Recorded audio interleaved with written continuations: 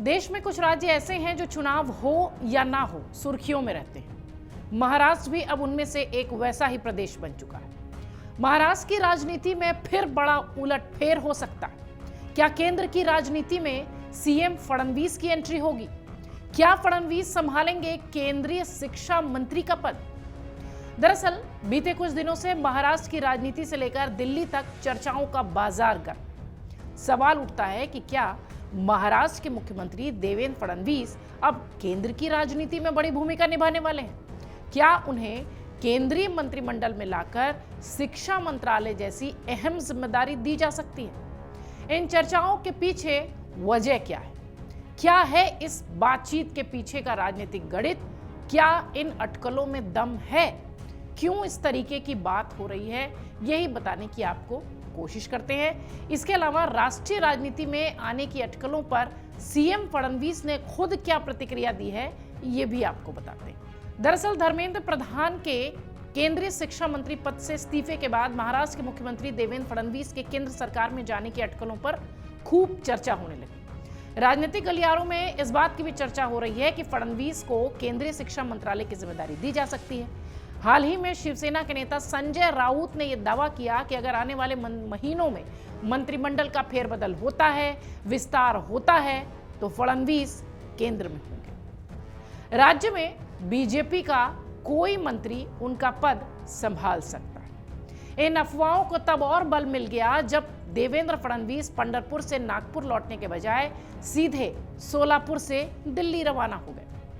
हालांकि वो दिल्ली से अब लौट चुके हैं। खबरें कुछ ऐसी है कि केंद्रीय शिक्षा मंत्री धर्मेंद्र प्रधान के इस्तीफे के बाद फडणवीस के राष्ट्रीय राजनीति में जाने की अटकलें तेज हो गई और जो उनका दिल्ली दौरा था वो शायद इसी की थोड़ी बहुत कहानी बयां करता है। हालांकि अब वो नागपुर जा चुके हैं। इस बीच शिवसेना के सांसद संजय राउत ने एक बड़ा बयान दे दिया।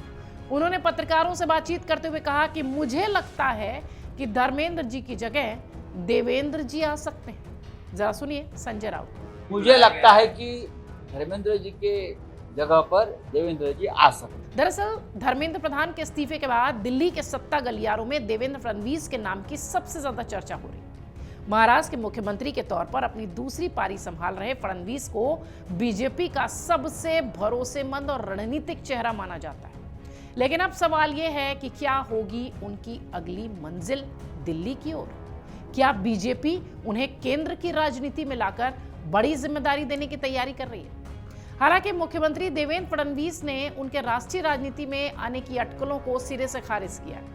उन्होंने कहा कि उनका काम और उनकी मौजूदगी महाराष्ट्र में थी, है और वहीं तक सीमित है। दिल्ली दौरे के बारे में पूछे जाने पर नागपुर में पत्रकारों से बातचीत के दौरान फडणवीस कहते हैं कि आज मैं नागपुर में हूं, शाम को मुंबई जाऊंगा, मैं मुंबई और महाराष्ट्र में ही हूं। धर्मेंद्र प्रधान के इस्तीफे के बाद से ऐसी अफवाहें जोर पकड़ रही थीं कि फडणवीस केंद्र में चले जाएंगे और महाराष्ट्र के मुख्यमंत्री पद की जिम्मेदारी किसी और नेता को दे दी जाएगी। फडणवीस की दिल्ली की सीधी यात्रा ने इन अटकलों को और हवा दे दी। हालांकि उनके हल्के फुल्के जवाब ने फिलहाल इन अफवाहों पर ब्रेक लगा दिया है। वहीं इससे पहले देवेंद्र फडणवीस की पत्नी अमृता फडणवीस ने भी ये कहा था कि वो चाहती हैं कि उनके पति महाराष्ट्र में ही रहें। पत्रकारों से बातचीत करने के दौरान अमृता ने कहा कि मैं महाराष्ट्र में ही रहना चाहती हूं। मैं ये सुनिश्चित करूंगी कि देवेंद्र जी भी महाराष्ट्र में रहें। वो अपने पति के लिए ये बात कह रही थी। अमृता की ये टिप्पणी बीजेपी के दिग्गज नेताओं के भविष्य की भूमिका को लेकर चल रही अटकलों के बीच आई थी, तब जब धर्मेंद्र प्रधान को हटाया गया था या उन्होंने इस्तीफा दिया था। देवेंद्र फडणवीस को लेकर इतनी चर्चा आखिर क्यों? आपके जहन में भी ये सवाल आ रहा होगा।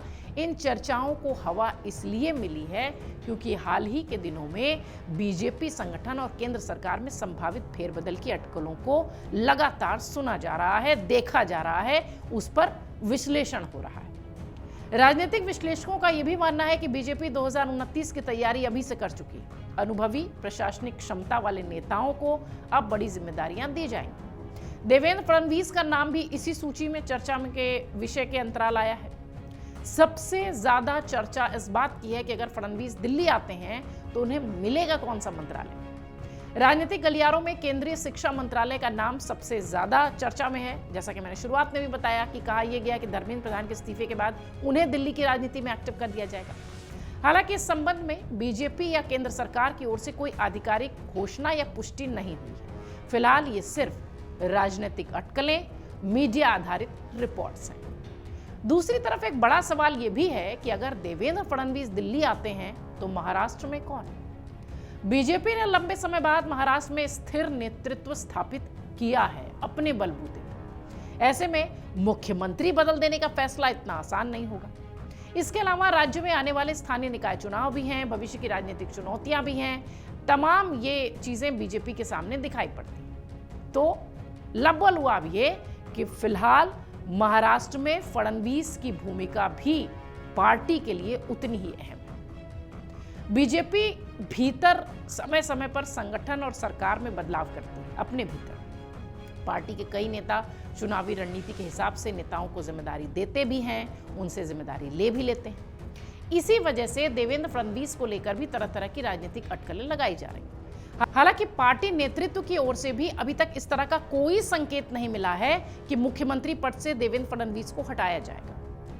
देवेंद्र फडणवीस महाराष्ट्र की राजनीति छोड़कर दिल्ली का रुख करेंगे या नहीं, ये एक बड़ा सवाल जरूर बना हुआ है। क्या उन्हें शिक्षा मंत्री बनाया जाएगा या नहीं, ये तो आने वाला भविष्य बताएगा। लेकिन हाँ, ये तय सी बात है कि देवेंद्र फडणवीस ने अपनी ओर से ये सारी चीजें स्पष्ट कर दी हैं कि उन्हें किसी भी तरह से दिल्ली जाने में, दिल्ली में केंद्र में भूमिका निभाने में ना कोई दिलचस्पी है और ना ही उनका कोई मन है।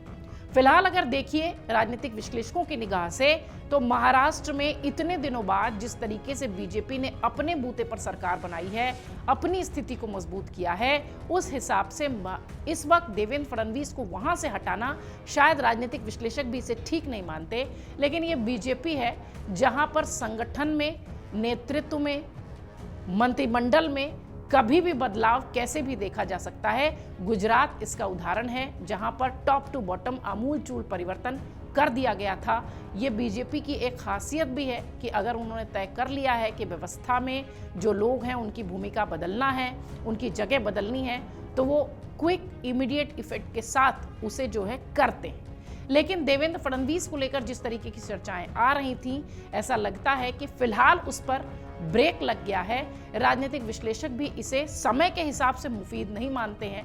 लेकिन हाँ, जैसा कि मैंने कहा कि बीजेपी में संगठनात्मक बदलाव हो, मंत्रिमंडल में एक्सटेंशन या बदलाव हो, या किसी से भूमिका लेनी हो उसकी, या फिर उसे हटाना हो, ये सब कुछ कभी भी संभव है। फिलहाल महाराष्ट्र देवेंद्र फडणवीस और उनकी केंद्र में भूमिका को लेकर सुर्खियों में बना हुआ है। अगर आप ये वीडियो YouTube पर देख रहे हैं तो हमारे चैनल को सब्सक्राइब कर बेल आइकन दबाएं, और Facebook पर देख रहे हैं तो हमारे पेज को लाइक करें।